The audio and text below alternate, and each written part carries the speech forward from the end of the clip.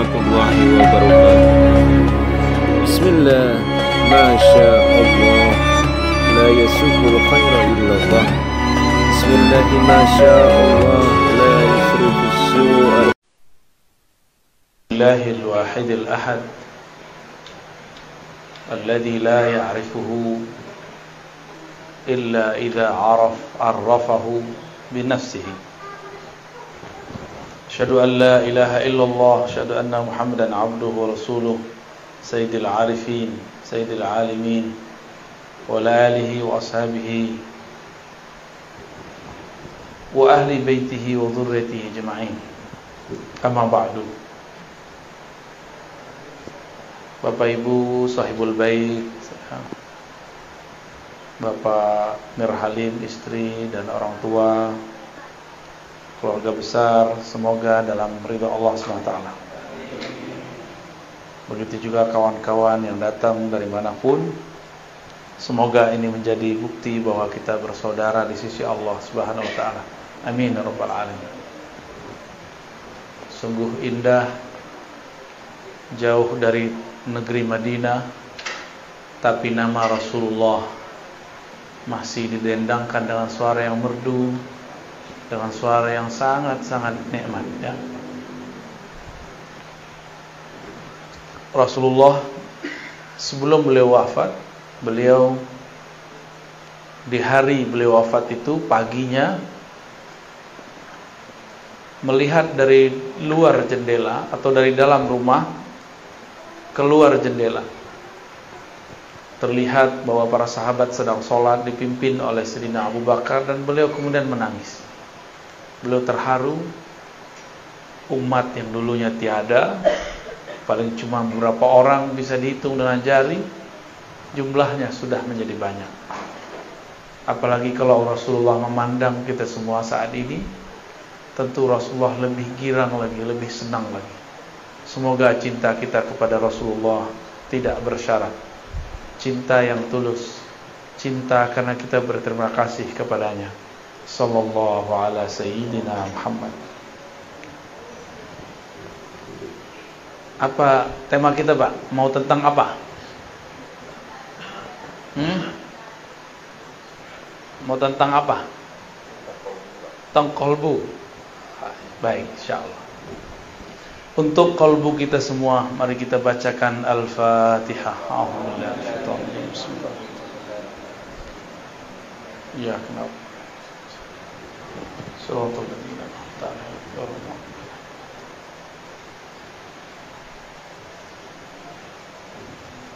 Ya, ini ada whiteboardnya, ada spidolnya nggak? Ada. Yaudah, tahan dulu deh, nggak apa ya. Qalbu bahasa Arab artinya sesuatu yang berubah. Satu. Arti keduanya, qalbu adalah sesuatu yang elastis. Apa arti elastis? Lentur. Itu maknanya. Berubah-ubah, elastis. Apabila qalbu mengalami suatu kerinduan sekarang, bisa jadi nanti tidak, gitu. Maka mumpung sedang rindu, sampaikan lafaz-lafaz kerinduan, salawat kepada baginda Rasulullah sallallahu alaihi wasallam. Kadang sholat nggak khusyuk, di saat sholat khusyuk, sholat selama-lamanya, karena mungkin itu tidak terulang lagi seumur hidup.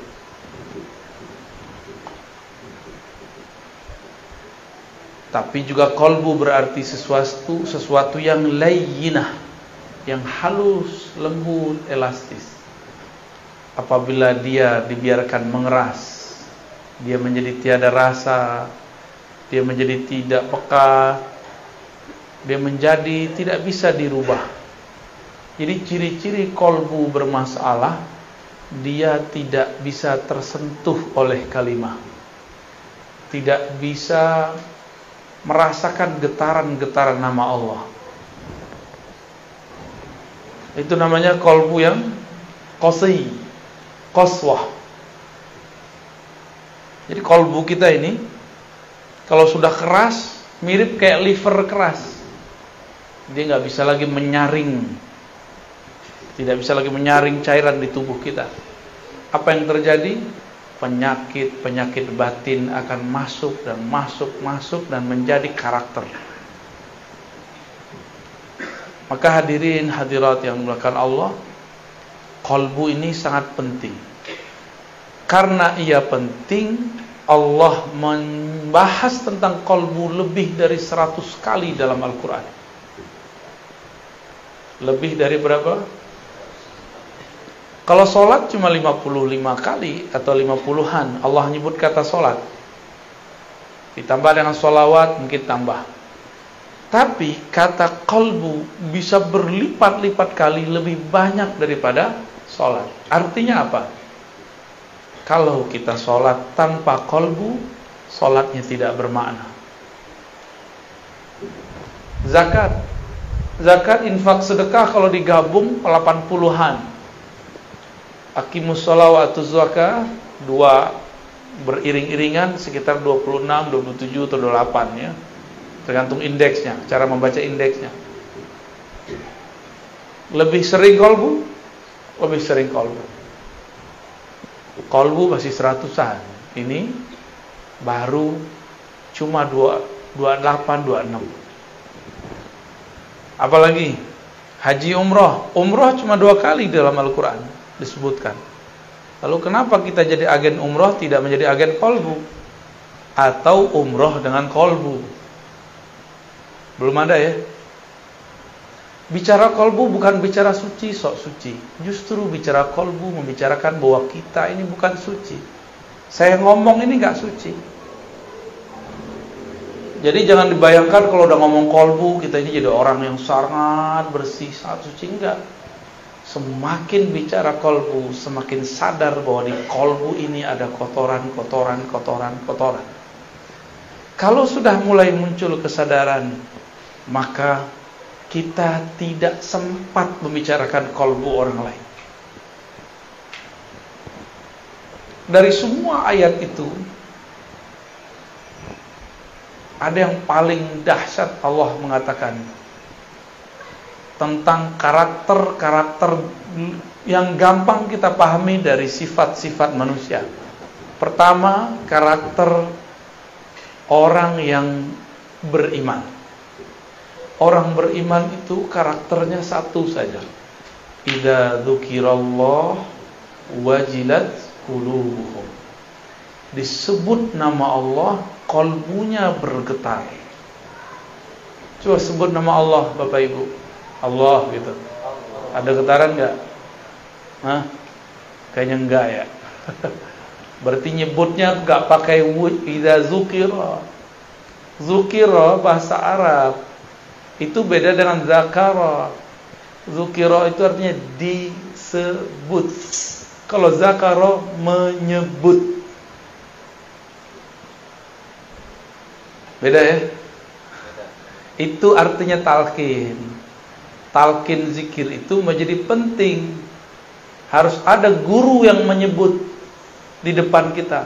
Maka ketika ada yang menyebut itu, nama Allah disebut-sebut di hadapan orang beriman, lalu masuklah kalimah itu dalam qalbunya, dan qalbunya bergetar. Wajilat.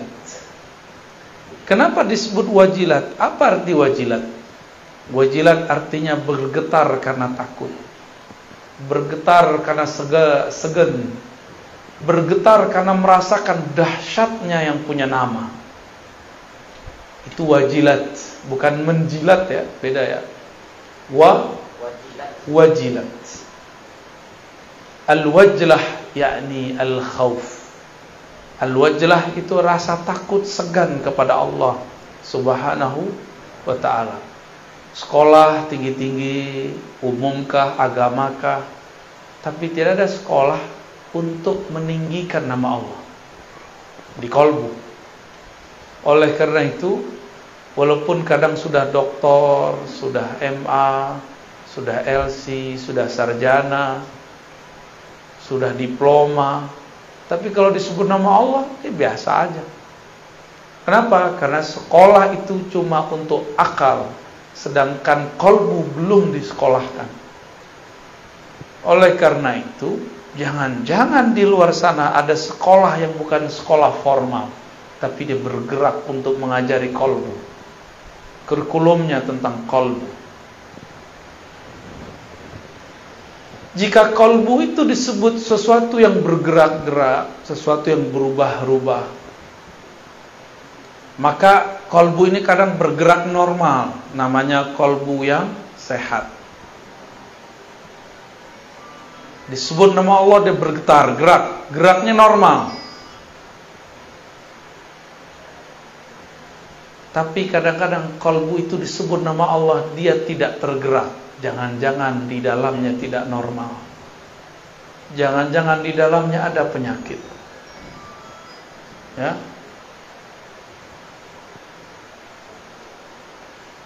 Dimatiin aja, Pak. Ya, dimatiin aja, ya. Siap? Aman?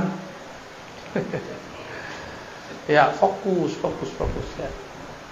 Ini lagi ngomong qalbu, lagi genting ini, ya. Qalbu itu bergerak cepat sekali, Pak. Bapak senang, saya sekarang bisa benci dalam sesaat. Bapak benci seseorang bisa senang dalam sesaat. Begitu cepat gerak di qalbu. Maka hati-hati bicara qalbu itu, ya. Qalbu kalau sehat disebut nama Allah, dia bergetar. Tapi kalau tidak, dicurigai ada penyakit di dalamnya. Kalau ada penyakit, lalu bagaimana caranya? Kebetulan ini ada Bu Dokter nih, ya. Kalau kita sakit, menurut Bapak ini, secara agama wajib berobat gak? Sakit fisik wajib. Kalau sakit qalbu wajib berobat gak? Lebih wajib. Bener ya? Kalau sakit qalbu wajib gak berobat? Bener nih. Udah diobatin belum qalbunya? Sholatnya khusyuk gak? Kalau enggak berarti qalbunya ada masalah. Baca Qur'annya nikmat gak? Jangan-jangan di lisan qalbunya ada masalah. Ada sariawan. Baca la ilaha illallah nikmat gak? Atau cuma mengikuti tradisi? Dulu zikir la ilaha illallah, la ilaha illallah, la ilaha illallah. Itu sama kayak burung beo. Gak ada nikmatnya. Di sini makanan khasnya apa, Pak? Yang paling enak? Tempoyak. Durian yang sudah itu tuh. Yang sudah kematangan itu ya. Itu bahasa halusnya. Bahasa kasarnya yang sudah busuk. Tapi kalau diolah jadi enak ya. Oke. Bumbunya apa? Cabai, bawang, oke. Ada orang buat tempoyak tapi nggak pakai bumbu, gimana? Dia sebut ini tempoyak loh. Kiranya kawan belajar lewat YouTube, belajar lewat buku, begini cara buat tempoyak. Kita icip, rasanya nggak jelas. Dibilang tempoyak bau doyan busuk. Dibilang busuk, kok ada bawang-bawangnya, kok ada asam-asamnya. Kita nanya, ini siapa yang buat? Ternyata yang buat tidak pernah belajar kepada orang yang bisa membuat. Itulah nasib orang membicarakan agama, membicarakan ilmu qalbu, tapi tidak berguru kepada ahli qalbu.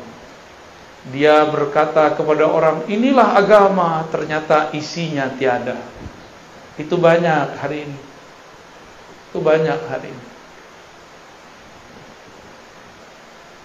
Ingin menikmati la ilaha illallah, tapi tidak dengan teknik dan bumbu-bumbunya. Jadi bumbu la ilaha itu ada. Bumbunya istighfar. Penikmatnya apa? Yang bikin lezat, micin, tahu micin ya? MSG. Kalau kita masak tuh ada masako, apa lagi tuh? Ajinomoto, jadi iklan ya. itu bumbu-bumbu membuat nikmat.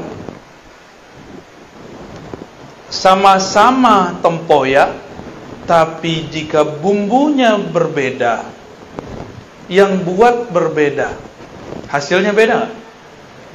Oke, sekarang ada dua orang sama-sama pintar buat tempoyak, bumbunya sama, rasanya tetap beda?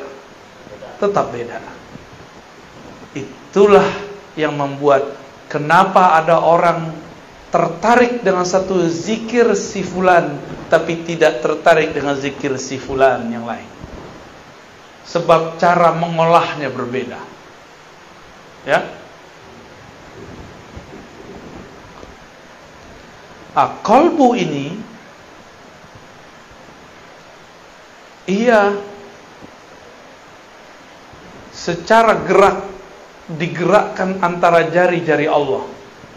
Kita tidak tahu makna jari, kita serahkan maknanya kepada Allah. Tapi kalau disebut jari, ini jari Bapak Ibu, gampang dipegang nggak? Bisa dilempar nggak? Bisa. Bisa dibuang. Apabila qalbu ada di antara genggaman-genggaman Allah, maka qalbu ini hanya bisa dikuasai oleh Allah. Jadi kita sendiri tidak bisa menguasai qalbu. Bapak ini bilang, ibu ini bilang, saya hanya senang ini, saya benci si fulan. Ternyata ketemu dia kita tersentuh. Bisa nggak begitu? Sering. Dulu saya nggak suka durian. Tahu-tahu dipaksa sama orang siapa dulu, orang tua apa kakak saya dulu, masukin ke mulut. Dicicip lo enak. Bentuknya nggak enak, tapi pas dicoba enak. Kadang-kadang begitu Pak. Tempoyaknya sudah enak, beda koki nggak masalah, dibuat oleh ahlinya. Tapi lidah kawan sedang sariawan, bisa nggak menikmati? Kalau dia mengatakan kok nggak enak, masalahnya di mana? Lidah. Yang harus diobati, yang dimasalahkan lidah atau tempoyak. Tapi banyak orang menyalahkan tempoyak, dan yang masak tempoyak. Si Buya tuh, Kiai itu, Ustadz tuh tidak bagus tekniknya. Padahal kolbunya yang lagi masalah. Ya, sering nggak begitu? Sering. Kita kalau belajar zikir, kalau kolbu sudah sehat, dia tinggal makan. Namun kolbu ini ada selera. Nih, air. Airnya bersih, tapi gelasnya kotor. Kita tuang air ke dalam gelas, mau minum nggak? Nah, ini masa teknik nih, teknik mengenali kolbu. Zikirnya sudah bagus, ulamanya, syekhnya sudah berijazah, orangnya sehat, cuma kotor. Bisa nggak orang sehat kotor? Bisa. Orang sehat kotor bisa. Habis kena air hujan kan bisa aja kan? Mungkin dia habis terkenang masa kecil belum bahagia, terus main-main itu, becean itu ya. Mungkin nggak? Atau dia keluar dari kebun, mungkin dia sehat tapi badannya kotor, bisa menikmati? Ada makanan tapi dibawa ke WC, bisa makan? Tuh, kira-kira begitu ilustrasinya. Jijik nggak? Maka kalau kita belajar zikir, kolbunya dicuci dulu, dibersihkan dulu. Jangan kayak orang mau makan di dalam WC, pasti nggak mau makan dia. Dia sehat.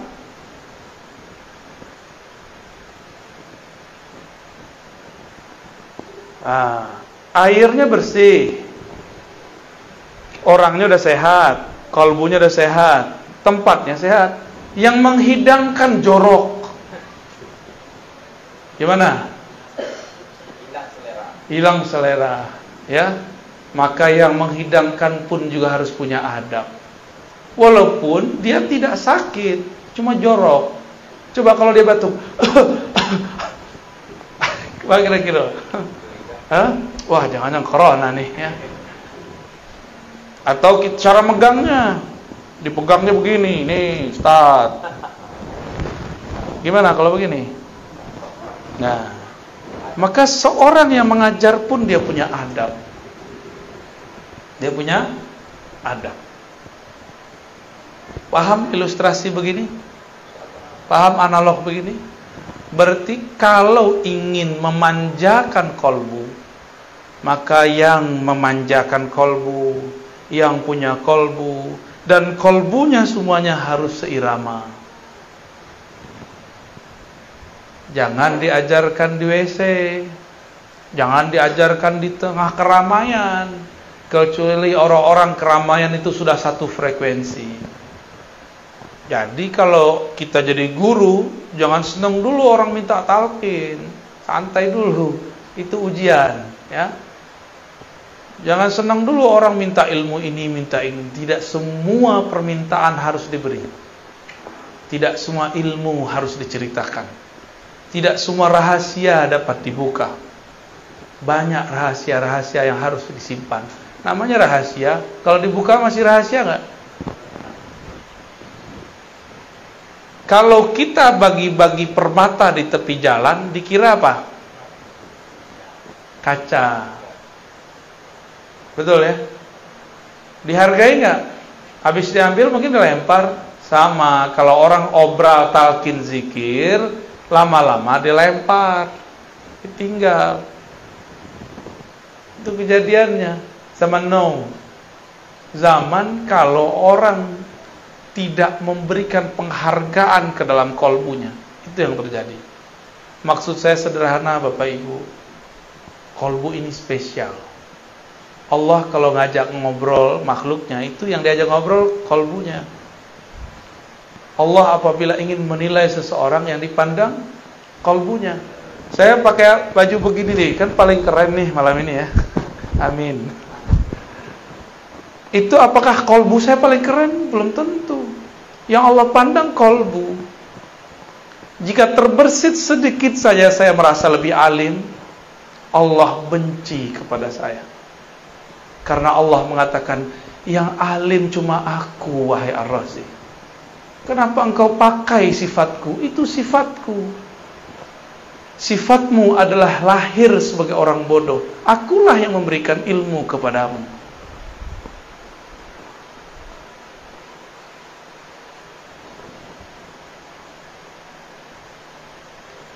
Rasa nikmat zikir adanya mirip dengan kita kalau makan. Nah, ini pertanyaan nih Bapak Ibu. Kalau makan tempoyak, enak itu di tempoyak, di lidah, di piring, atau di orang yang nyajiin? Di lidah. Oke, coba makan di WC. Jadi nggak enak kan? Hidung ngaruh. Tempoyaknya enak, tempatnya bersih, orang datang, makan semua. Mau nggak? Langsung berdiri kita, nggak jadi makan, ya.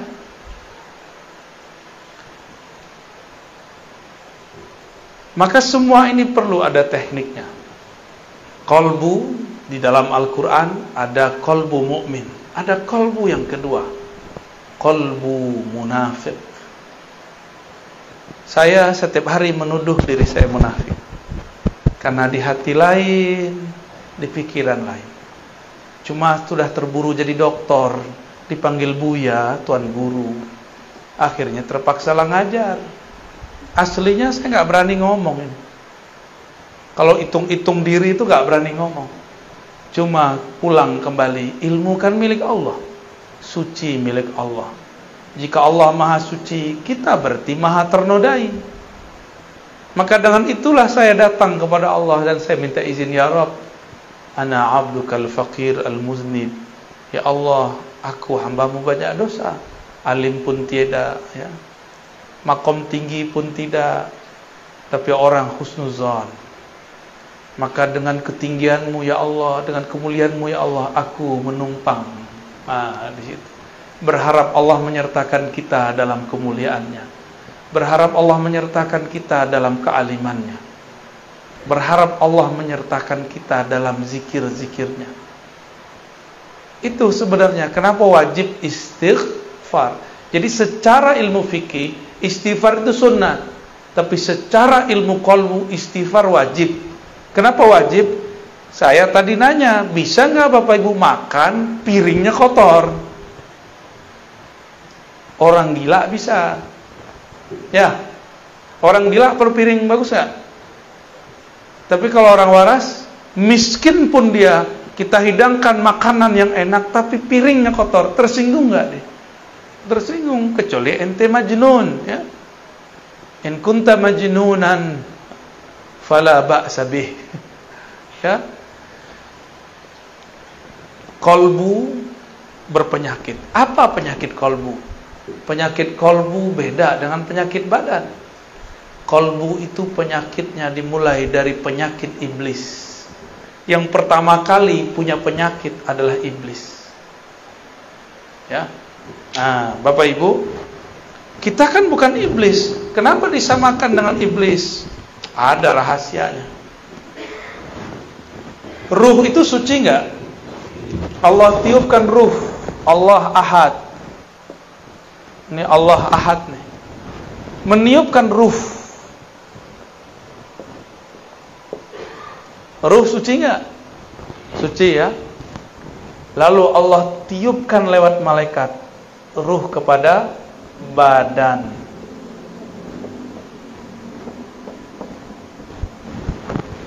Tapi sebelum masuk ke badan, ini ada jarak di sini.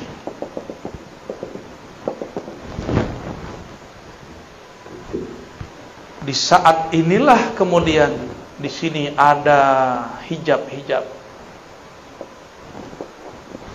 Dalamnya bukan main, tebalnya tiada terkira. Disinilah diuji ruh. Dia dicelupkan ke dalam syahwat. Ini syahwat namanya nih.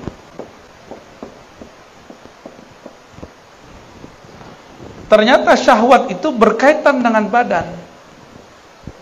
Semua yang ada di sini berkaitan dengan badan. Apabila ruh ditiup ke dalam badan, bernamalah dia jiwa. Itu, ya. Jiwa itu punya kiblat sentral. Sentralnya namanya qalbu. Ya. Asalnya ruh ini suci, tapi dicelupkan ke dalam syahwat. Maka syahwat itu terkait dengan badan. Ketika Allah tiupkan ke dalam tubuh ini, nyatu dengan otak. Di otak ada syahwat nggak? Keinginan rendah. Jadi syahwat bahasa Arab artinya keinginan rendah. Nyatu dengan mata. Di mata ada syahwat. Mata senang lihat yang jelek atau yang cantik, yang gagah, yang indah. Indah itu apa? Ya, kalau bagi Bang Adam alaihissalam indah itu Hawa. No, Adam namanya orang PPIR.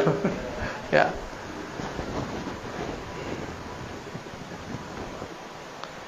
Mata itu diberikan syahwat. Dia senang melihat yang bening-bening, yang indah-indah, yang hijau-hijau. Walaupun di rumah sudah ada yang bening, yang cantik, capek kerja, nyari puncak, nyari kebun, nyari hiburan.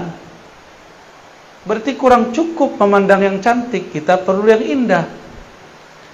Orang yang sudah tinggal di kampung, kampungnya indah. Dia semua di kampung itu orangnya rancak-rancak, cuma kurang seksi.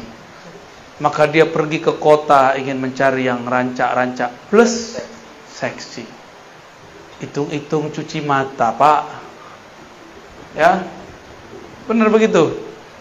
Jujur aja nggak apa-apa kok. Hah? Enggak iya gitu. Ketika ditiupkan ke dalam badan, maka dia dicelupkan ke dalam syahwat. Sampai ke tangan suka megang, sampai ke perut suka makan, sampai ke kemaluan, sampai ke kaki, terus semuanya. Tidak ada kita yang selamat daripada kata syahwat, nggak ada. Mursyid, apalagi mursyid itu lebih besar ujian syahwatnya. Percaya nggak? Karena makannya paling enak. Kalau ada tamu datang masih makanan paling enak, ya nggak? Kalau ada fasilitas paling enak. Tapi si mursyid ujiannya paling berat. Paling berat ujiannya mursyid. Kalau mursyid dosanya lebih besar. Tapi kalau mursyidnya ahli ma'rifat, dia tahu cara pulang kepada Allah Subhanahu. Di situ si mursyid paham bahwa jadi mursyid bukan berarti jadi orang suci. Jadi mursyid berarti tahu cara mensucikan diri. Itu yang beda mursyid dengan bullshit. Beda-beda tipis.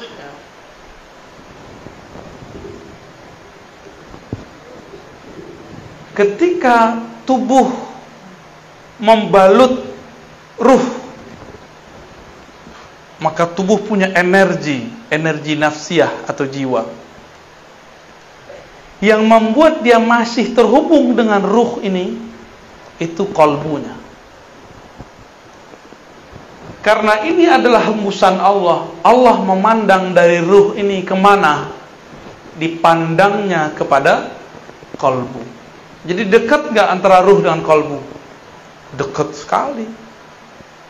Karena qalbu itu ada karena ruh. Jika Allah menurunkan ilmu lewat ini, itu namanya laduni. Tapi kalau Bapak Ibu belajar, si badan nih diajak belajar nih. Belajar sama seseorang, cari guru. Kalau dapat ilmu namanya futuh. Apa namanya? Apa arti futuh? Terbuka. Supaya mengenal Allah. Tapi kalau ruh, gurunya langsung Allah Ahad, disebut laduni. Itulah ilmunya Nabi. Maka saya sering nanya, Jibril itu gurunya Nabi Muhammad atau muridnya Nabi Muhammad? Banyak orang salah di situ, keliru. Dikira Jibril itu adalah gurunya Nabi Muhammad. Padahal Jibril itu dapat energi dan dipasangkan kepadanya jubah-jubah pemimpin malaikat setelah dia berselawat ke Nabi Muhammad. Nabi Muhammadnya belum lahir, sebagai bin Abdullah. Tapi Muhammadnya sudah ada belum? Ruh pertama yang Allah tiupkan namanya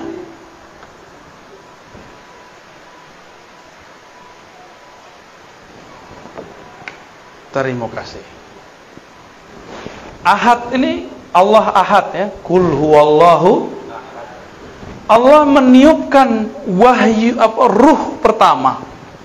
Hembusan pertama Allah itu namanya mirip-mirip Ahad tapi ditambah dikit mim.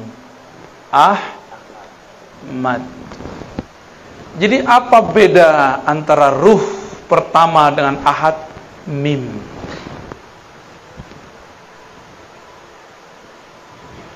Saat Allah menghembuskan, hembusannya itu berbunyi Ahmad. Bernama Ahmad. Pangkatnya disebut Ruhullah. Apa arti Ruhullah? Hembusan Allah. Coba menghembus Pak. Gitu. Hembusan kita enggak? Atau beda? Coba ambil misalnya plastik. Kita pindah ke dalam nggak? Paham? Ini yang tidak dipahami oleh kelompok kebatinan yang kegeeran jadi Tuhan, jadi Allah. Paham? Ini ilmu awalnya benar. Di dalam diri kita ada hembusan Allah. Betul. Tapi hembusan bukan Allah. Ahmad laisa bi ahad. Ahmad itu ya Ahmad, hembusan ya hembusan. Cuma kawan sudah GR jadi Allah. Zat aku, zat Allah. Sifat aku, sifat Allah. Namaku, nama Allah. Fi'ilku, fi'il Allah. Tapi kalau lapar makan nasi juga. Kalau lagi puyeng minta kawin, berarti belum. Masa Allah lapar, ya enggak? Masa Allah minta kawin? Kan Allah ini tidak perlu sahibah. Sahibah itu artinya pasangan. Allah itu enggak perlu anak bini. Ini teguran keras nih bagi yang berzikir, berkalam, bermakrifat dengan makrifat iblis. Awalnya sudah benar bahwa di dalam diri kita ada tiupan Allah. Betul Bapak Ibu, tapi di dalam diri kita bukan Ahmad. Di dalam diri kita adalah pecahan-pecahannya, percikan-percikannya. Ahmad ini tiupannya. Allah pandang Ahmad, maka memancarlah dari Ahmad itu cahaya. Memancar cahaya. Cahaya itu bahasa Arabnya nur. Apa? Nurnya bernama Muhammad.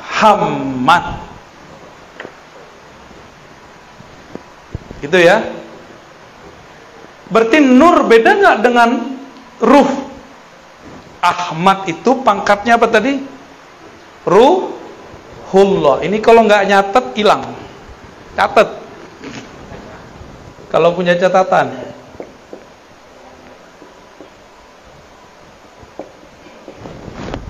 Kalau nggak terpulang catat ya. Masih bisa ingat nggak? Waduh, buka YouTube. Antum cerdas juga ya. Aneh gaptek juga lupa kalau ada YouTube. Ahmad ini apa pangkatnya? Ruh, dan dia satu. Dari ruh inilah kemudian menyebar nur. Nur ini kemudian kita sebut nur Muhammad. Dari ruh itulah kemudian terpercik hembusan-hembusan kecil. Itulah jadinya kita. Maka kita ini bersumber dari Ahmad. Maka Ahmad ini ada sebutannya biar faham. Kalau kita keluar dari perut seseorang, yang mengeluarkan namanya apa? Ibu. Ibu apa batu? Ibu. Beneran. Itu istilah aja ya. Ahmad ini disebut dengan ummur ruh atau ummul arwah. Ibunya ruh. Bukan berarti dia melahirkan, bukan. Ini istilah aja. Bahwa ruh bersumber dari bukan dari ahad. Jangan GR ya. Jangan GR dulu. Kawan udah GR, dalam diriku ada ahad. Ya, cemen. Gak ngerti makrifat namanya. Sok terlalu nafsu mau jadi fana dan baqo dalam Allah Subhanahu wa ta'ala. Belum, masih jauh perjalanannya. Ini perjalanan yang disebut innalillahi wa inna ilaihi. Jadi berpulang kepada Allah harus paham ini. Inilah yang ada di kolbu Nabi Muhammad sallallahu alaihi wasallam. Maka Sayyidina Isa punya ayah enggak? Secara fisik gak punya ayah. Tapi kalau ruh sudah terpercik ke dalam perut Sayyidatuna Maryam, dia pasti jadi walaupun gak ada ayahnya. Itu metodologisnya. Kenapa ada anak tanpa ayah? Ya, Nabi Adam ada ayah nggak? Ada ibu nggak? Tapi Adam yang ini ada ayahnya, ada ibunya nih. Orang Betawi, Tagadai di Pekanbaru, di Pegadaian. Deket-deket aneh ente dibully terus. Ya.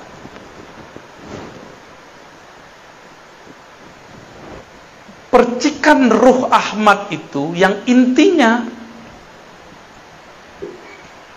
Setelah Allah genggam beberapa bagian tanah, lalu Allah pindahkan salah satu bagian daripada inti Ahmad yang disebut Nur Muhammad kepada tanah tadi. Jadilah dia Adam. Apa yang dibaca dalam itu? Kun. Ya, itulah kenapa ada orang muncul di dunia tanpa ayah, tanpa ibu. Itu sejarahnya. Secara metodologinya begitu. Yang penting Sang Ahmad memercikkan salah satu hembusan darinya, maka terjadilah semuanya. Paham ya? Paham gak? Dari Nur Muhammad ini tubuh kita ada, kolbu kita zahir. Dari ruh Ahmad itu, ruh kita sekarang bisa mendengar, bisa melihat, membuat Bapak Ibu mau mengejar suatu pengetahuan meskipun jaraknya jauh. Itu karena si ruh ini. Kalau gak ada ruh ini, gak mungkin Bapak mau hadir. Jarak jauh, udah jam segini, jam berapa nih? 10:30. Karena ruh ini gak ada harinya dia. Hari dia cuma satu. Aku tambah kenal Allah, titik bagi dia itu. Mau jauh, mau dekat, mau tidur, nggak tidur, bagi dia yang penting dia kenal Allah Subhanahu wa ta'ala. Bagi ruh itu malam adalah tidak kenal Allah. Bagi ruh itu siang adalah saat mengenal Allah Subhanahu wa ta'ala. Nah ini dia. Barulah kita terpancar dari sini semua.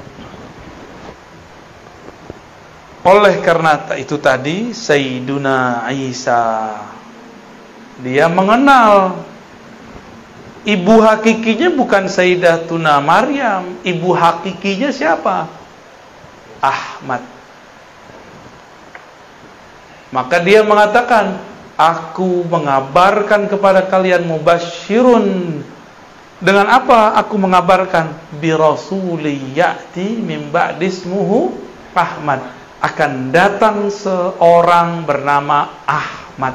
Jadi Nabi Isa itu enggak menyebut nama Muhammad karena dia tahu dia langsung dari Ahmad. Itulah yang diakui oleh Kubas atau Kufas ibn Asyam. Engkaukah yang lebih tua dari Rasulullah atau Rasulullah lebih tua dari engkau? Jawaban beliau apa? Kufas ini waktu Abraha masuk bawa gajah ke Mekah, dia lihat. Berarti dia udah jadi anak-anak.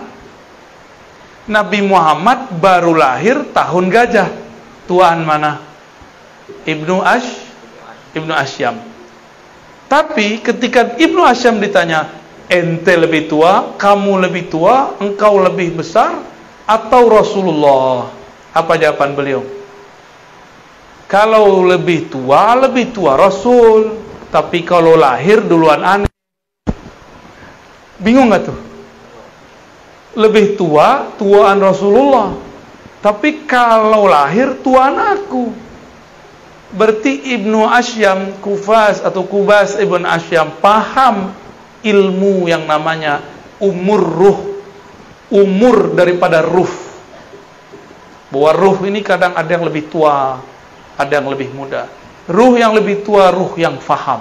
Maka siapa yang ditakdirkan faham malam ini, ruhnya sudah ditakdirkan dewasa. Tapi kalau ini Buya ini ngomong apa ini? Berarti Anda belum cukup umur, wahai ruh. Selamat belajar lagi. Nah, dari sinilah kemudian muncul alam semesta, ya. Alam. Kita di alam ini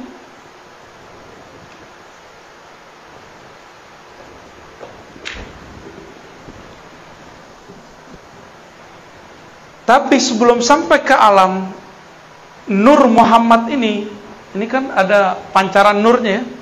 Berapa banyak pancaran itu? Jumlahnya ada sekitar 124.000. Jadi pancarannya 1, 2, 3, 4. Kalau dihitung 124.000. Ini di alam nur loh ya. Ini di alam nur.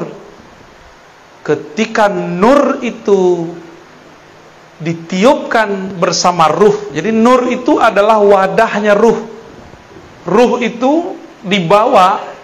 Nah, kalau kita tiup udara, udara kita ruh. Balonnya itu nur. Paham? Ya. Kalau balonnya warna merah, kelihatan hebusannya warna merah. Kalau dia warna hitam, dikira orang warna hitam. Kayak gitu aja modelnya. Apabila 124.000 ini dia muncul di dunia, dia menjadi nabi atau wali. Oleh karenanya jumlah nabi berapa? 25 itu yang ditulis di Quran, yang wajib diketahui. Berapa jumlahnya? Itulah sejarah. Jadi apa yang terjadi di dunia sekarang bukanlah kejadian yang terjadi semata-mata kebetulan. Dia semuanya mengulang yang terjadi di sana. Kalau ruh kita dulu itu, jadi ketika ini ruh terpancar, maka dia berkeliling. Jadi tadi nur ini berkeliling ini. Mirip dengan tawafnya manusia tawaf di Ka'bah. Ini Ka'bah nih, ya. Anggap aja ini benar ya. Kita tawaf ke kiri apa ke kanan? Berapa kali? Berapa kali? 7 kali. Ka'bahnya fisik itu dia di Mekah. Ka'bahnya jiwa adalah kolbu. Ka'bahnya kolbu adalah fuad. Ka'bahnya fuad bernama lub. Ka'bahnya lub bernama sir. Ka'bahnya sir, disitulah ilmu mengenai ruh Ahmad. Silakan pusing. Jadi dulu nih muter nih. Ada yang dia jauh, tiba-tiba dia mendekat. Maka lahir di dunia. Dia lahir sebagai orang kafir, terus mu'alaf. Ada yang lahir sebagai muslim, tiba-tiba keluar dari barisan, berarti dia besok lahirnya murtad. Gitu. Terus sejarah orang murtad secara ilmu hakikat ya. Orang-orang yang di sini yang dekat, yang bisa menyentuh Ka'bah rohani yang bernama Ahmad. Ini Ahmad namanya. Ya. Jika nur kita, ruh kita dulu sempat memeluk, mencium Ka'bah bernama Ahmad, maka lahir 2 aja. Jadi habaib atau jadi ulama. Udah aja.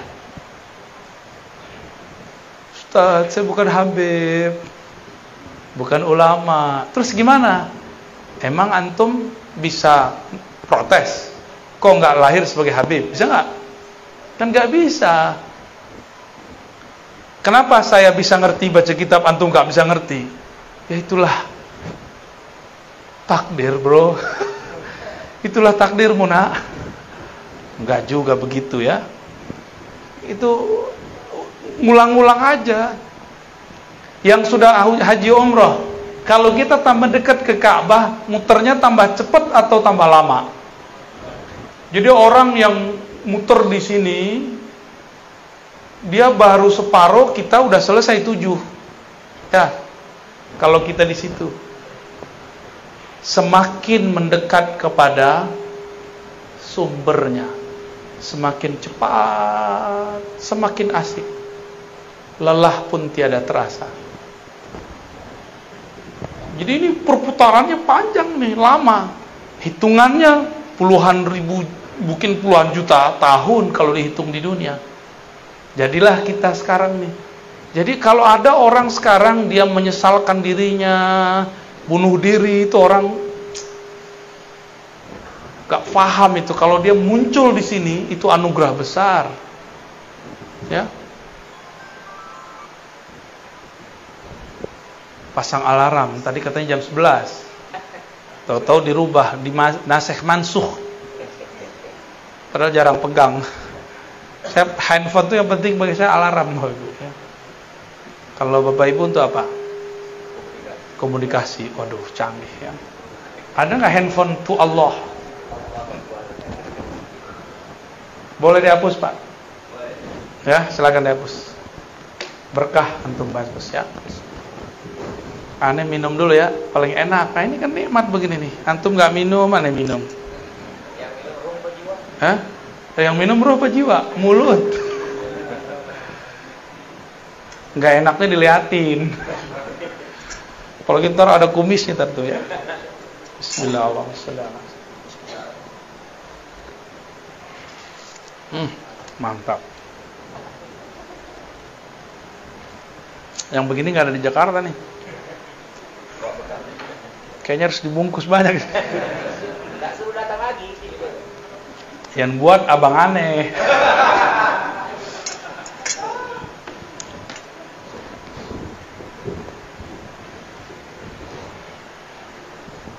Jadi kita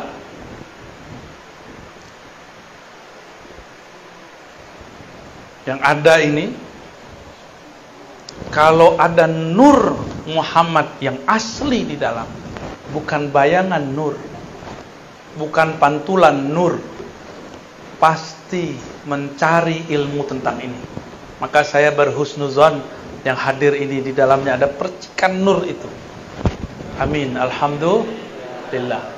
Apa kata Nabi? Allahumma ja'alni nura. Ya Allah, jadikan aku adalah nur. Padahal beliau memang sudah nur. Ibu Rasulullah mengatakan, ketika engkau lahir, hai Muhammad, aku melihat nur. Jadi Nabi Muhammad lahir, mohon maaf nih Bu Dokter, percaya apa enggak ya? Waktu lahir, Aminah tidak melihat darah, yang dia lihat cahaya. Ada nggak makhluk begitu? Ya ada. Maka saya sering nanya nih, Nabi Muhammad nama Nabi Isa. Nabi Muhammad dan Nabi Isa. Muliaan mana? Nabi Muhammad lebih mulia atau Nabi Isa? Nabi Isa punya ibu siapa?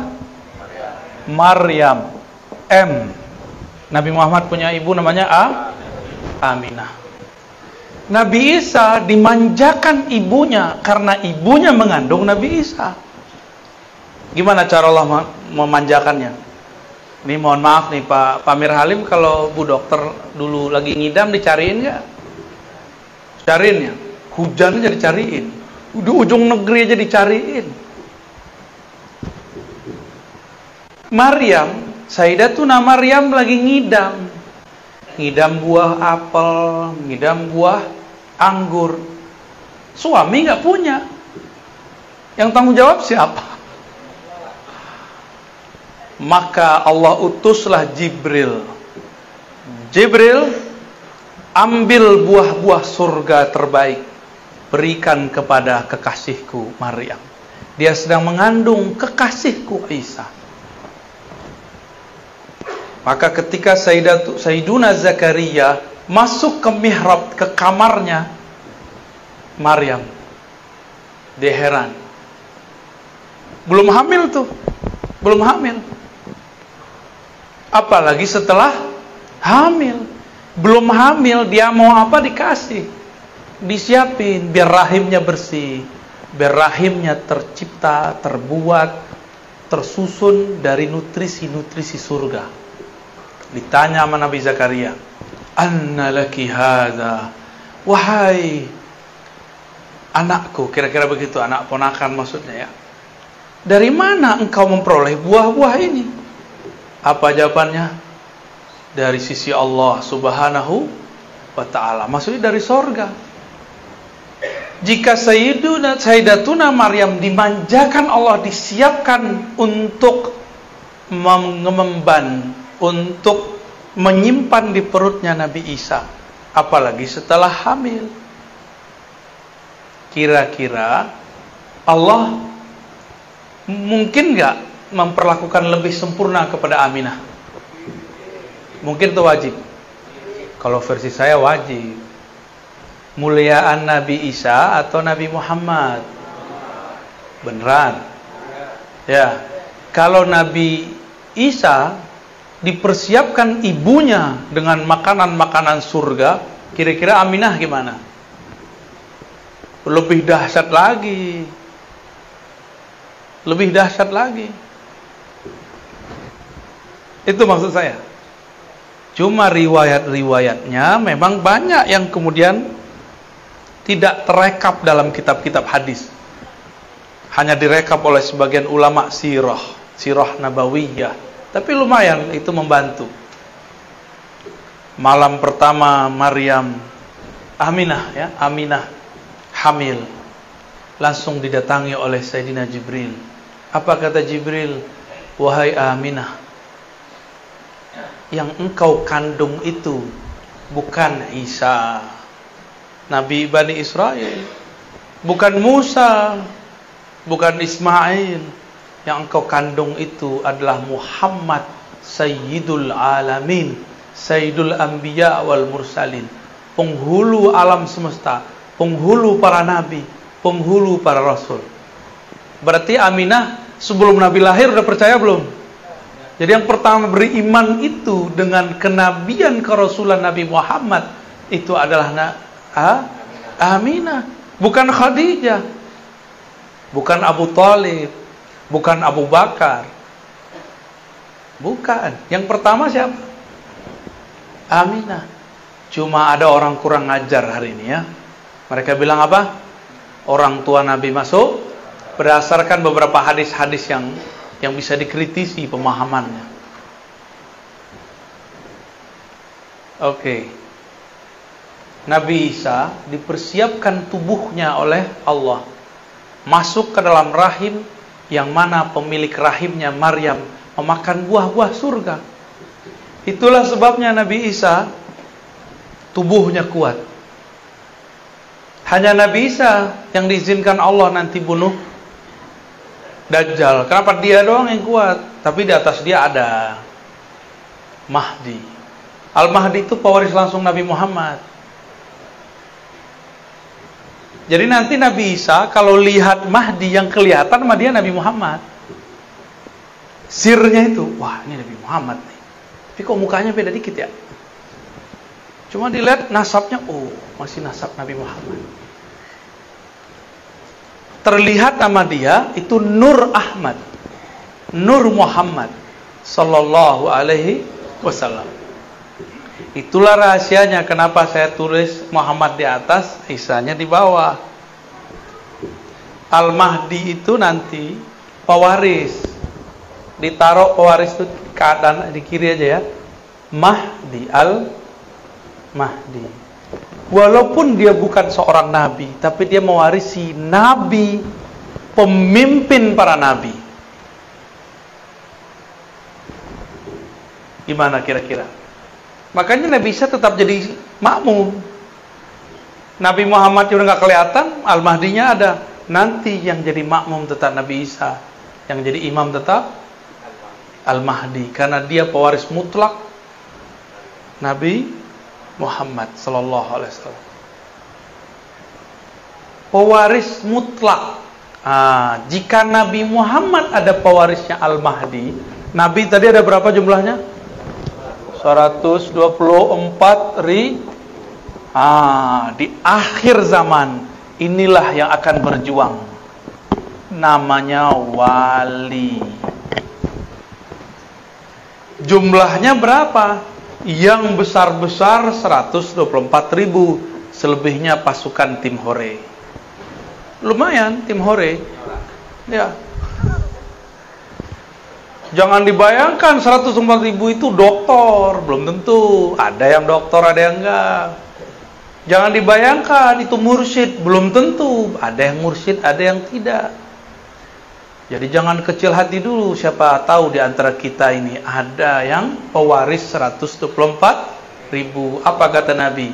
Al-ulama warasatul anbiya. Ulama-ulama itu mengenal Allah, karena itulah mereka dianggap pewaris nabi-nabi yang kenal Allah. Jadi yang diwarisi bukan gelar doktor. Nabi bisa baca kitab kuning nggak? Kitab kuning belum ada di zaman Nabi. Belum ada kan? Belum apa udah ada? Kalau udah ada, berarti bukan Nabi Muhammad tuh. Jadi siapa yang bisa baca kitab kuning di sini? Jangan GR dulu. Antum belum tentu pewaris Nabi Muhammad. Nabi Muhammad itu ummi. Tapi ummi itu ada maknanya, yang bersifat induk. Kalau secara harfiah ummi bisa berarti tidak bisa tulis baca, ya. Tapi secara arti lain apa? Induk, sumber. Jadi kalau saya punya terjemahan lain, An-Nabi Al-Ummi, Nabi yang merupakan induk semua nabi-nabi. Karena beliaulah Nabi 124.000 ada. Al-Mahdi pewaris Nabi Muhammad. Isa pasti ada pewarisnya. Musa pasti ada pewarisnya. Dengan itulah cara mereka berjuang di akhir zaman. Karena tidak mungkin ada kelahiran kembali. Namanya reinkarnasi. Yang ada cuma waris. Siapa tahu di antara kita ada yang jadi pewaris. Amin ya rabbal alamin. Terus apa lagi dong? Apa kaitannya dengan kolbu? Nah, itu kan pertanyaannya tadi. Ilmu ini bukan lagi ilmu kolbu, tapi sudah ilmu ruh. Sumber ma'rifatnya kolbu. Kolbu itu dia punya ma'rifat dua aja. Dari Allah pasti lewat ruh. Dari selain Allah pasti lewat akal dan panca indera.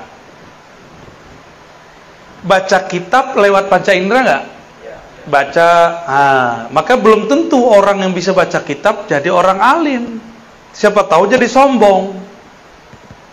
Ya benar. Ada nggak ketemu orang baca kitab sombong? Banyak, salah satu yang di depan. Astagfirullah. Kalau ada sombong, antum sombong.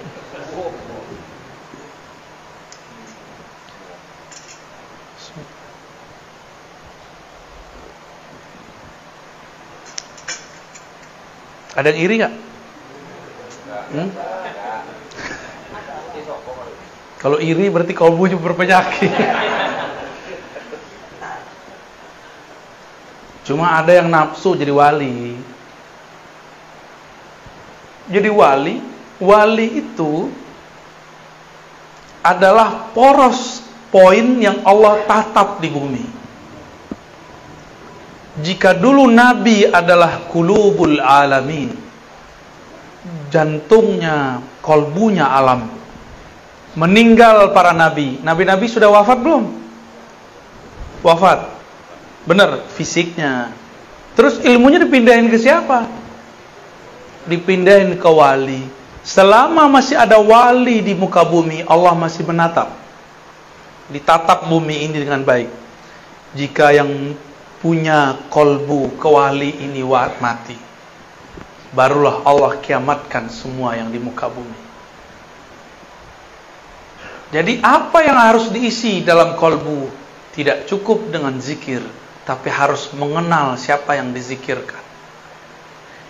Maka orang yang kenal siapa yang dia zikirkan, sekali dia sebut namanya, itu sama dengan 70.000 kali orang tidak mengenal namanya berzikir. Makanya wali-wali itu santai. Udah gak banyak suluk dia. Tapi kan kita belum sepaham, belum setingkat mereka. Ya udah kita suluk aja dulu. Ya, riyadhah aja dulu, zikir aja dulu. Siapa tahu nanti diangkat Allah. Tapi teman-teman sahabat yang makan Allah, kalau cuma mengandalkan zikir, saya udah berkali-kali katakan, Iblis dulu pangkatnya Azazil telah berzikir 80.000 tahun di surga. Jadi wali enggak? Enggak. Kasyaf? Enggak. Dia bisa melihat surga, tapi dia tidak bisa menatap aras. Nabi Adam baru dicipta, masih bau ingus, anak ingusan, baru kemarin sore. masuk surga. Tapi di dalam qalbu Nabi Adam ada nur Muhammad. Maka nur itu, kalau ada nur bisa lihat sesuatu enggak? Nah, inilah yang disebut nur. Orang kalau ada nur di kalbunya, dia bisa menatap ada objek kebenaran dimanapun ada. Iblis 80.000 tahun berzikir, tapi zikirnya zikir zulmaniyah. Dia zikir kalbunya belum dibersihkan. Dia zikir sombongnya dibiarkan. Dia zikir merasa sok sucinya terus dirawat. Apa yang terjadi? Tambah zikir, tambah sombong. Tambah ilmu, tambah songong. Kalau sudah sombong, lalu ada orang selain dia diberikan posisi yang tinggi, iri nggak? Maka kalau orang kerja di kantor, dia lihat temannya naik pangkat, dia nggak naik. Temannya dapat jabatan, dia tidak. Dia ngomong apa? Saya kan lebih banyak kerja di kantor ini. Kenapa bukan saya? Dia akan ngomong, pinteran aku kali, kenapa dia yang naik? Begitulah terus. Berarti di dalamnya bukan nur Muhammad, tapi nar Azazil. Dua aja manusia itu, kolbunya nur Muhammad atau kolbunya nar Azazil. Azazil siapa tadi? Nama kecil dari iblis.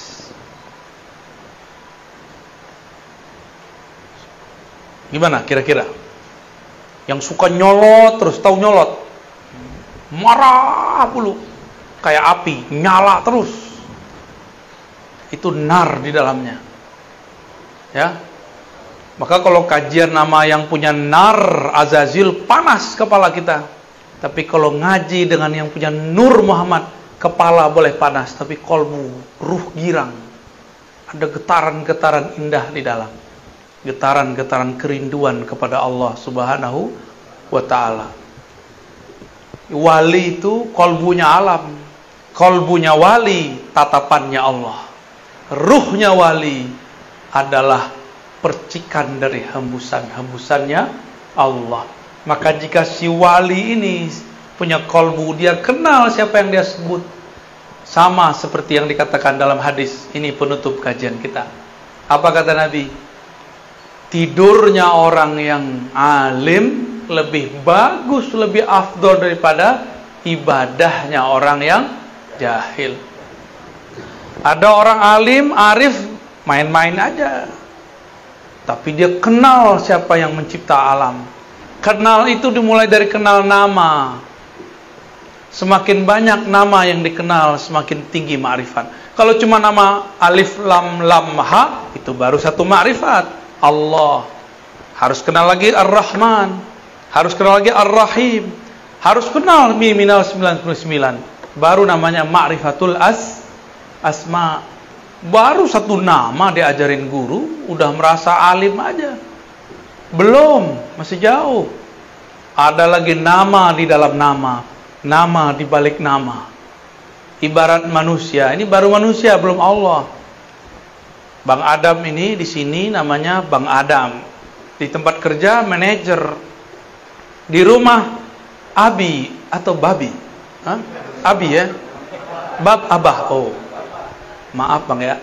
Semoga kamu sakit hati Bang. Nanti aku obati Bang. Karena dia orang Betawi, masa kecil panggil Tong. Bukan tong sampah, bukan. Tong. Dulu dia suka bersilat, dipanggil Jawara. Jawara lidah. Pinter ngomong, panggil lidah. Di organisasi pangkatnya tinggi, dipanggil ketua. Tuh, banyak nama nggak? Kalau saya kenal semua sudut itu, berarti saya kenal dengan orang namanya Adam. Kalau baru tahu namanya Adam, berarti pengenalannya baru satu arah. Paham analognya? Jadi Bapak Ibu, ilmu yang kita dapat sekarang baru sedikit dari yang sedikit. Wa ma utitum minal ilmi illa qalila. Wa ma utitum, tidaklah kamu diberikan ilmu itu kecuali sedikit. Dengan sedikit itulah kita datang kepada Allah. Kalau Allah terima, dia jadi banyak. Ya. Maka Bapak Ibu yang makan Allah, saya yang jahil ini, saya yang banyak dosa ini, meminta kepada Allah supaya Allah ampuni dosa saya dan kita semua. Saya yang jahil ini, yang tidak punya ilmu ini, meminta kepada Allah, semoga semua yang hadir Allah jadikan arif billah, kenal kepada Allah. Enggak kenal sekarang, semoga kenal sesaat sebelum wafat. Tidak kenal sesaat sebelum wafat, semoga diberi syafaat di saat ditanya oleh Munkar dan Nakir.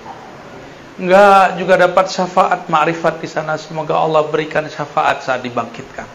Enggak juga semoga dapat syafaat ketika dihisab, ketika ditimbang.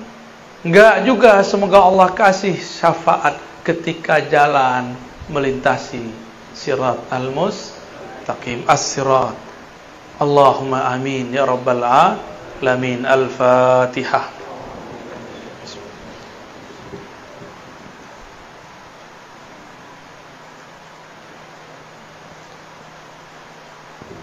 Waladhdallin. Amin. Allahumma sholli ala sayyidina. Gimana? Udah? Cukup ya? Loh, ada tanya jawabnya? Ya udah setengah jam ya? Oke. Loh, antum ya? Nanyanya pakai adab ya. Kalau enggak saya enggak jawab. Yang nguji-nguji keluar. Serius. Saya ngomong cash kontan. Nguji-nguji keluar. Atau atum dikeluarkan dari nur. Jangan takut gitu dong. Itu canda itu. Mana ada orang yang datang jam segini nguji-nguji ya. Orang datang jam segini memang pengen mencari. Tafadhol. Bismillahirrahmanirrahim. Assalamualaikum warahmatullahi wabarakatuh. Assalamualaikum warahmatullahi wabarakatuh. Saya Hijir Bu ya. Nama saya Hijir.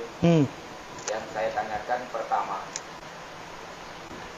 kenapa Allah tunjuk manusia sebagai khalifah di muka bumi? Betul. Sedangkan malaikat kalau kita tengok lebih taat kepada Allah. Yang kedua itu masalah ruh. Ketika ruh meninggalkan jiwa, ketika ruh ini berangkat menghadap Allah, apakah ruh itu nanti masih bersedih melihat yang ditinggalkan?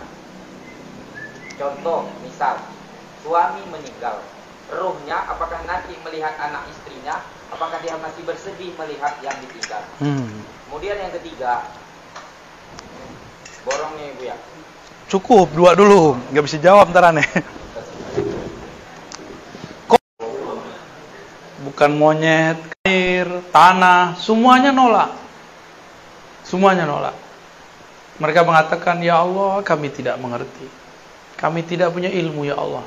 Bahkan kepada malaikat. Tapi malaikat masih ngerasa beberapa kali sok pinter gitu. Tapi soknya malaikat itu bukan sok. Soknya malaikat itu apa adanya. Dia memang begitu orangnya, SOP. Malaikat tuh nggak ada namanya basa-basi. Saya mah nggak bisa bahasa Arab, Ustaz. Padahal baca kitabnya jago. Bisa bahasa Inggris Kak? Bisa dikit-dikit, padahal keren. Ya, orang kita kan gitu. Kalau di Barat nggak begitu. Mirip-mirip begitulah. Bilang iya, tidak, bisa, tidak bisa. Malaikat begitu. Dalam Al-Baqarah ayat 30, 31, 32, 33 terus sampai setelahnya terjadi dialog. Kalau faham ini, faham rahasianya. Orang banyak baca ayat ini tapi tidak faham rahasianya. Jadi ada dialog antara Allah dan malaikat di alam malakut sana. Alam malakut. Nah, ini boleh dihapus lagi nih. Ini tertunjukin ada strata alam. Boleh dihapus. Ngantuk nggak Pak? Serius? Ntar jadi tukang hapus di surga ya. Nah, hapus whiteboard. Jadi asisten kita ntar. Amin. GR aja masih masuk surga. Amin.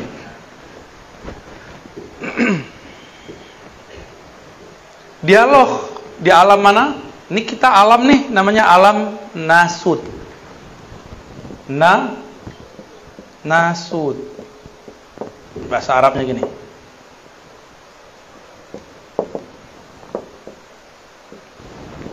Nasut, nas, manusia. Disebut juga dengan alam nyata. Ini alam ini nih, alam kita. Coba dipegang mukanya, ada nggak? Ayo pegang lagi yang pasti dong. Benar. Itu alam apa tuh? Alam nyata. Bahasa ininya? Nasut. Di atas alam ini, nah, ini ada alam kepalsuan di sini. Ada alam namanya malakut. Malakut kata malak berarti malaikat. Alam malaikat, malaikat. Ini alamnya. Allah berbicara kepada yang di alam malakut. Alam malakut inilah yang disebut, yang berkaitan dengan langit pertama sampai pertengahan langit lah. Ya, langit keempat kah, lima kah itu ya. Apa kata Allah? Wahai para malaikat, aku mengumumkan akan memilih di muka bumi seorang khalifah dalam kurung dari manusia. Apa kata malaikat? Malaikat ngomong apa? Dia protes. Tapi ini protesnya protes lugu. Jadi malaikat tuh lugu. SOP. Kata malaikat, ataj'alu fiha may yufsidu fiha wa yasfikud dima. Ya Rabb, apakah engkau tega menjadikan di muka bumi khalifah, pengurus di muka bumi, orang-orang yang suka membunuh dan merusak? Nah, ini rumah kan bagus nih, ya. Bagus kan? Bener. Ini tembok dari mana nih? Dari pasir. Pasirnya dari mana? Dari sungai atau dari gunung? Gunungnya diuruk pindahin ke sini. Bagi manusia disebut pembangunan. Bagi malaikat disebut penghancuran. Paham? Semen. Gresik itu udah nggak ada gunung. Gunung di sono itu semua gunung pasir. Udah nggak ada gunungnya. Bukit-bukit itu udah nggak ada. Saya kan punya teman hidup orang dekat sono. Ya. Itu udah nggak ada, udah pindah ke Tuban. Di Tuban masih banyak bukit-bukit. Itu yang jadi bahan semen Gresik itu. Bukit kapur ya. Bagi manusia disebut apa? Pembangunan. Tapi bagi malaikat disebut perusakan.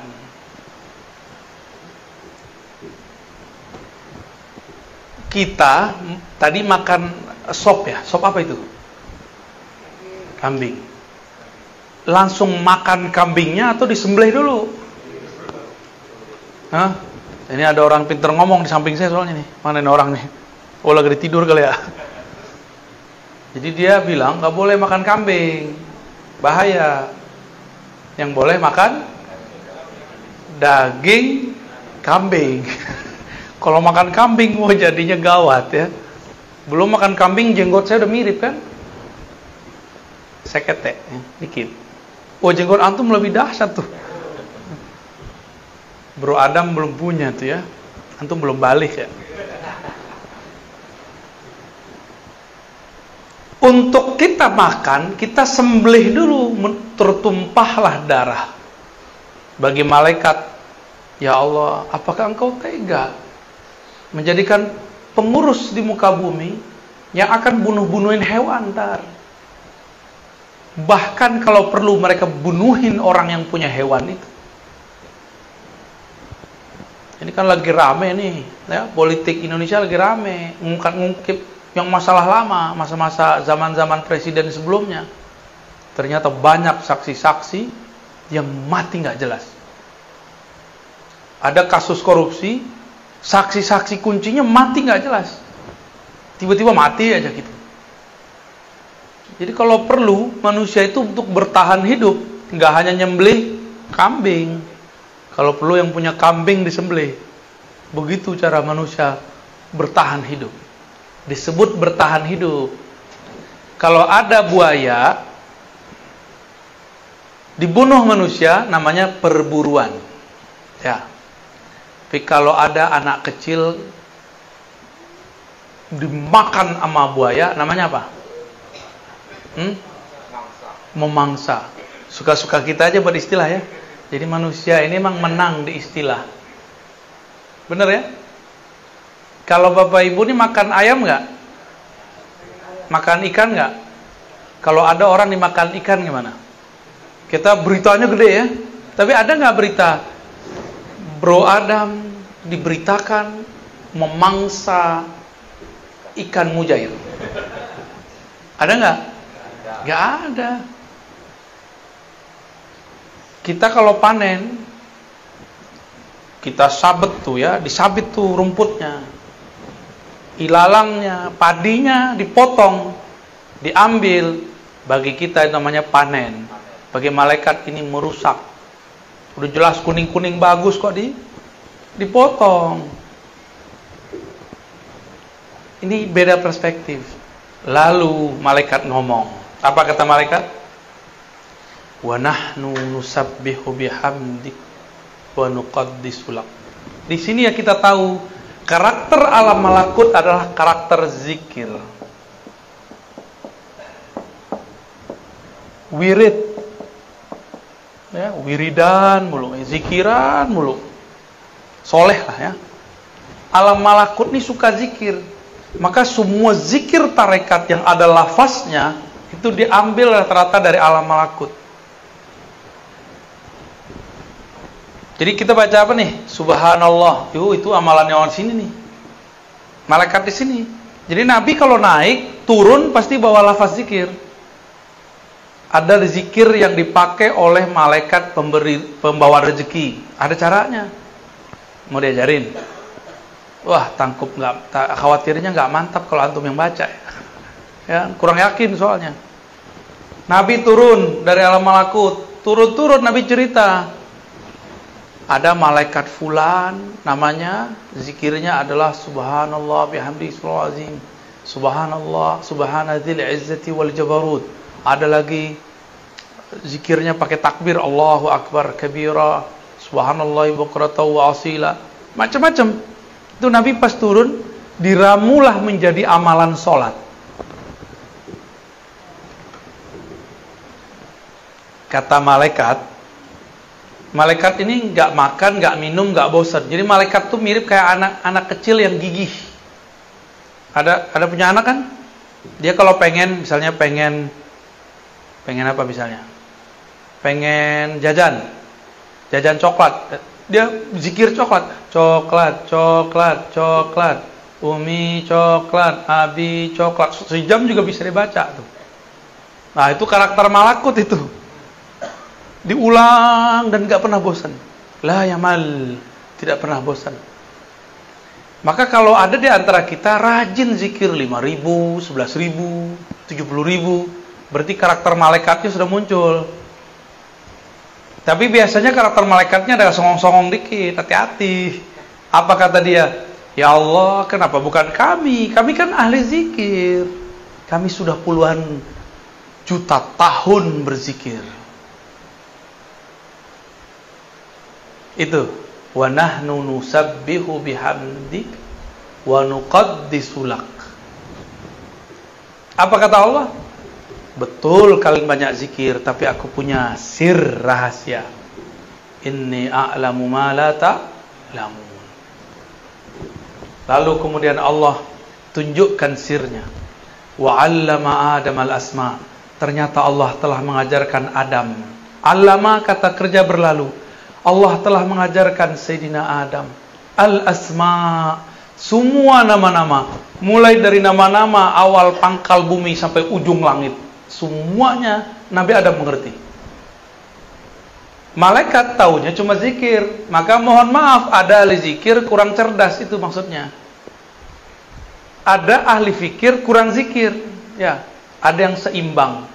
Fikirnya adalah zikir, zikirnya adalah fikir. Nah, itu yang kamil mukamil. Kira-kira gimana nih? Kenapa malaikat gak dapat? Coba, bisa nggak lihat masjid, surau, pesantren, rajin baca kitab, rajin zikir, tapi WC-nya jorok, pernah nggak lihat? Pernah lihat? Berarti dia kebanyakan zikir, kurang fikir, kebanyakan wirid. Orang kalau wirid sibuk sama diri sendiri, nggak ngurusin alam. Kalau malaikat yang nanti jadi khalifah di muka bumi, ada pertengkaran di luar sana, dia zikir aja subhanallah, subhanallah. Dia nggak urus tuh. Tapi kalau manusia ada orang tengkar, dia islah. Gitu. Kalau malaikat ada orang misalnya nebang pohon, langsung dihajar. Tapi kalau manusia ditanya dulu kenapa mau nebang pohon. Oh, mau buat rumah di sini. Kalau ada di transaksinya, beda caranya. Malaikat-malaikat ini rajin secara ritual. Maka orang soleh secara ritual belum tentu dapat memimpin gerakan-gerakan sosial. Adam itu diajar Allah nama. Ini masalahnya, ini nama penyelesaiannya. Ini kekurangannya, ini nama untuk menyempurnakannya. Nabi Adam. Jadi Nabi Adam itu yang pertama diajar oleh Allah. Itulah sebabnya kenapa manusia yang dijadikan khalifah. Jadi paham? Ya. Terus yang kedua tadi apa? Kayaknya pertanyaannya antum dong, udah habis waktu ini. Yang kedua apa tadi? Meninggal. Mau coba mati dulu biar ngerasain. Gak usah jauh-jauh. Nih coba lihat. Kita ninggalin rumah, di rumah lagi susah, sedih nggak? Kita naik bus, kita naik pesawat, tapi di rumah kita orang lagi susah, sedih nggak ngeliatnya? Sedih. Kenapa dulu lagu-lagu merantau itu sedih-sedih semua? Bener nggak? Merantau, rata-rata. Kalau di bahasa kampung situ kan enak tuh, pulanglah udah.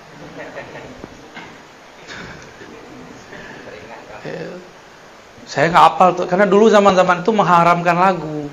Jadi sampai sekarang nggak bisa nyanyi, cuma bisa mendengarkan.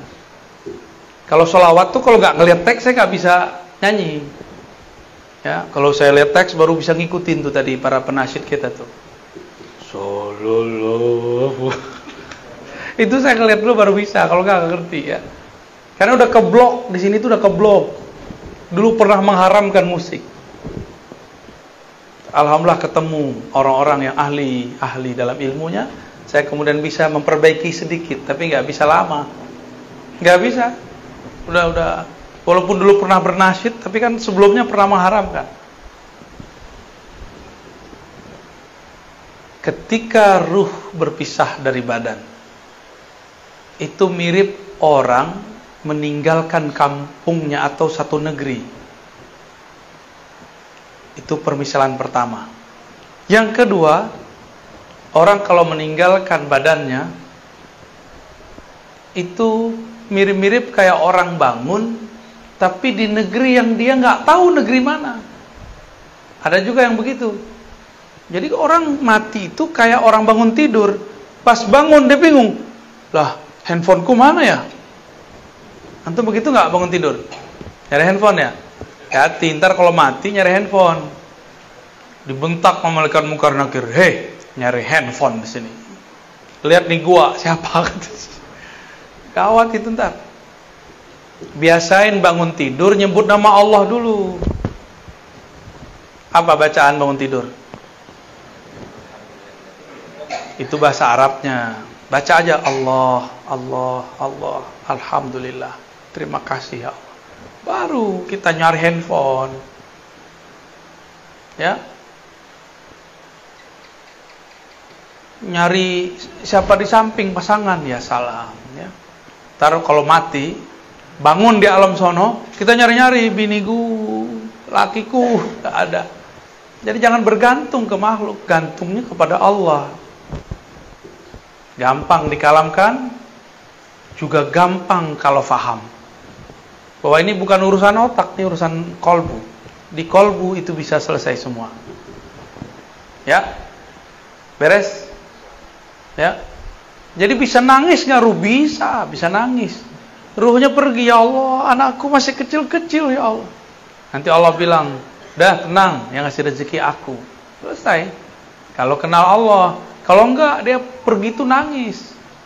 Maka tuh rumah jadi tegang, jadinya nangis aja tuh orang tuh. Beberapa orang kadang-kadang ditunjukkan oleh Allah Subhanahu wa taala.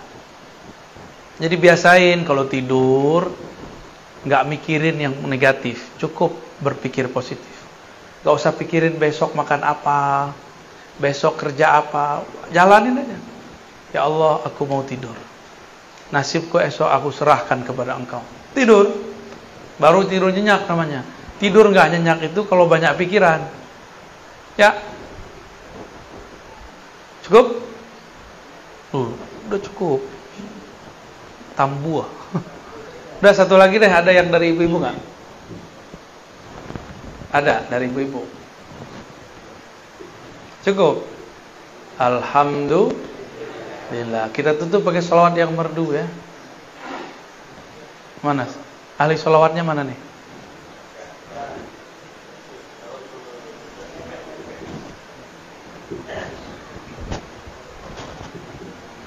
Sallallahu Nabi Muhammad. Sallallahu ala Muhammad.